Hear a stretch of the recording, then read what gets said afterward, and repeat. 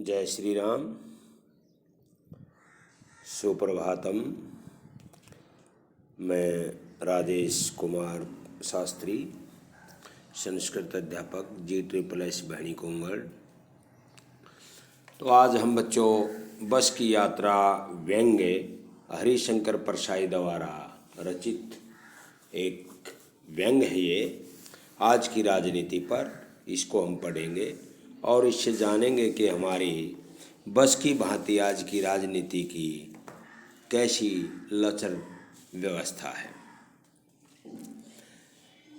हम 5 मित्रों ने तय किया कि शाम 4 बजे की बस से चलें। पन्ना से इसी कंपनी की बस सतना के लिए घंटे भर बाद मिलती है, जो जबलपुर से ट्रेन मिला देती है। सुबह घर पहुंच जाएंगे। हम में से 2 को सुबह काम पर हाजिर होना था, इसलिए वापसी का यही रास्ता अपनाना ज़रूरी था। लोगों ने सलाह दी कि समझदार आदमी शाम वाली बस से सफ़र नहीं करते। बस क्या रास्ते में डाकू मिलते हैं? नहीं, बस डाकिन है। बस से डाकिन अर्थात बस ही स्वयं में एक ऐसी हालत में है जो हमें सतना नहीं पहुंचा सकती।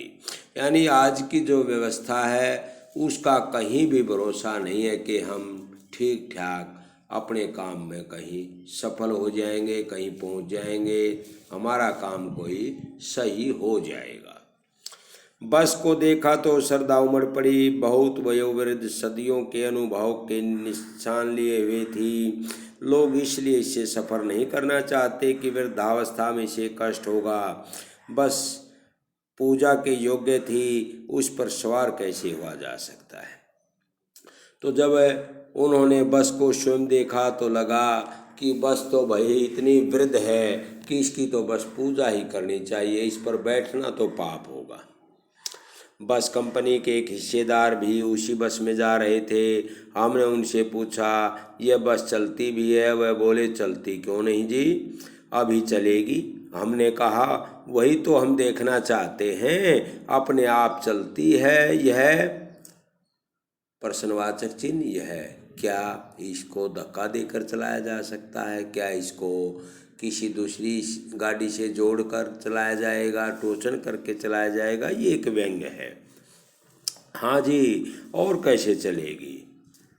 तो ये बस के हिस्सेदार ने कहा, गजब हो गया, ऐसी बस अपने आप चलती। हमने भी हैरानी जताई, लेखक ने भी हैरानी जताई। जो 5 मित्र थे उन्होंने आपस में बातचीत की, यार ये बस भी चलेगी तो कमाल ही हो जाएगा। अब आगा पीछा करने लगे। डॉक्टर मित्र ने कहा, डरो मत, चलो, बस अनुभवी है, नई नवेली बसों से ज़्यादा विश्वसनीय, हमें बेटों की तरह प्यार से गोद में लेकर चलेगी। हम बैठ गए। जो छोड़ने आए थे वे इसी तरह देख रहे थे जैसे अंतिम विदा दे रहे हैं। उनकी आंखें कह रही थी, आना जाना तो लगा ही रहता है, आया है सो जाएगा। राजा रंग फकीर, आदमी को कूच करने के लिए एक निमित्त एक साधन चाहिए, और वो साधन जो है आज तुम्हारा इस बस के माध्यम से बनी गया है। सो भाई तुम्हारी और हमारी आखिरी राम राम, अब तुम नहीं बच पाओगे।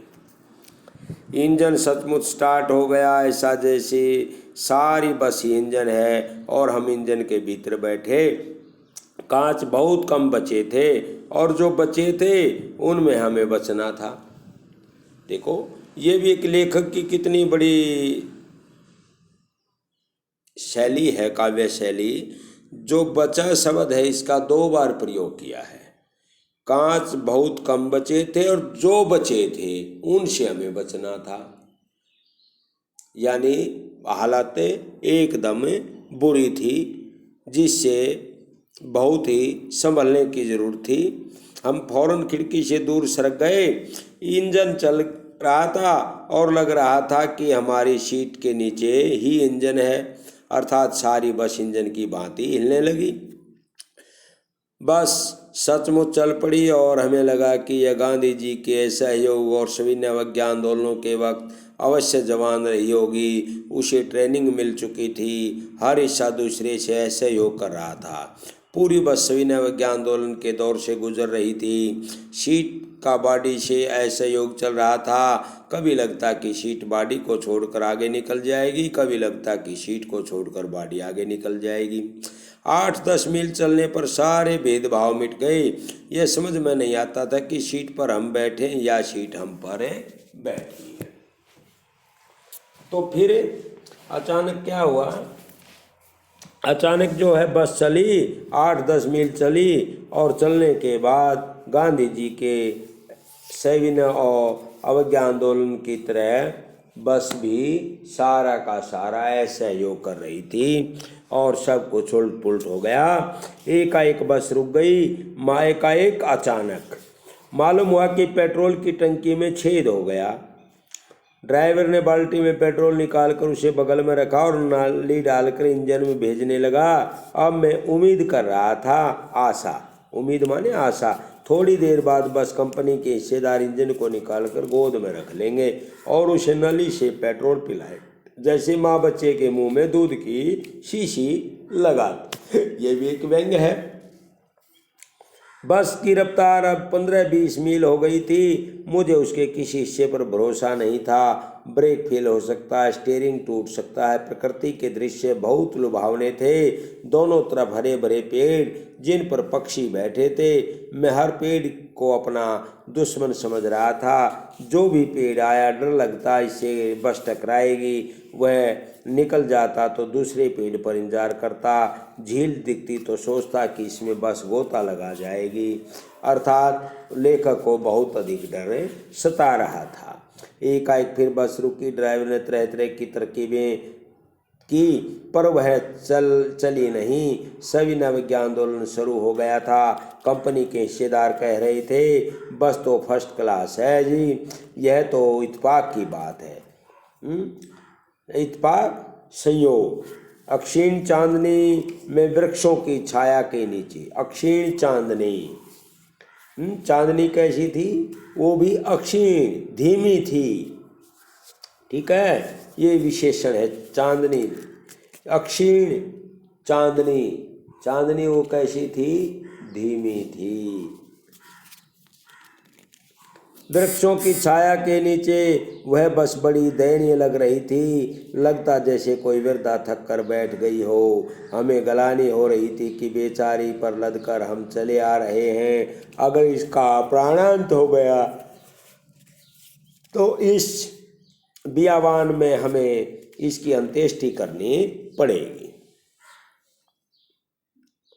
हिस्सेदार साहब ने इंजन खोला और कुछ सुधारा। बस आगे चली। उसकी चाल और कम हो गई थी। धीरे धीरे वृद्धा की आंखों की ज्योति जाने लगी। धीरे धीरे क्रिया की विशेषता है, क्रिया विशेषण।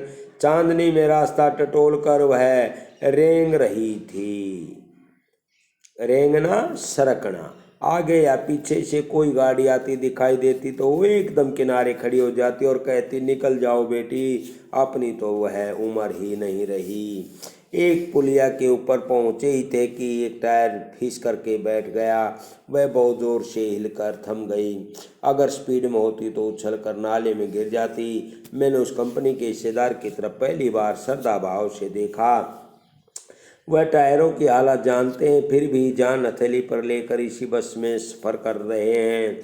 उत्सर्ग की ऐसी भावना दुर्लभ है, दुर्लभ, कठिन। उत्सर्ग, त्याग। सोचा, इस आदमी के साहस और बलिदान भावना का सही उपयोग नहीं हो रहा है। इसे तो किसी क्रांतिकारी आंदोलन का नेता होना चाहिए। अगर बस नाले में गिर पड़ती तो हम सब मर जाते तो देवता बाहें पसारे उसका इंतजार करते, कहते वह महान आदमी आ रहा है जिसने इस टायर के लिए प्राण दे दिए। मर गया पर टायर नहीं बदला। दूसरा टायर, घिसा टायर लगाकर बस फिर चली। अब हमने वक्त पर पन्ना पहुंचने की उम्मीद छोड़ दी। पन्ना कभी भी पहुंचने की उम्मीद छोड़ दी थी। पन्ना क्या, कहीं भी कभी भी पहुंचने की उम्मीद छोड़ दी थी। लगता था जिंदगी इसी बस में गुजारनी है और इससे सीधे उस लोक को प्रयाण कर जाना, प्रयाण, प्रस्थान, चला जाना। इस पृथ्वी पर उसकी कोई मंजिल नहीं है। हमारी बेताबी, तनाव खत्म हो गए। हम बड़े इत्मीनान से घर की तरह बैठ गए। चिंता जाती रही, हंसी मजाक चालू हो गया। हरिशंकर परसाई द्वारा रचित ये व्यंग्य बच्चों हमने पढ़ा। अब हम इसके पाठ को अच्छी तरह से पढ़ करके इसके छोटे प्रश्न उत्तर, इसमें से व्याकरण के शब्द निकालेंगे। कल हम आगे ये कार्य करेंगे। सो धन्यवाद। जय श्री राम।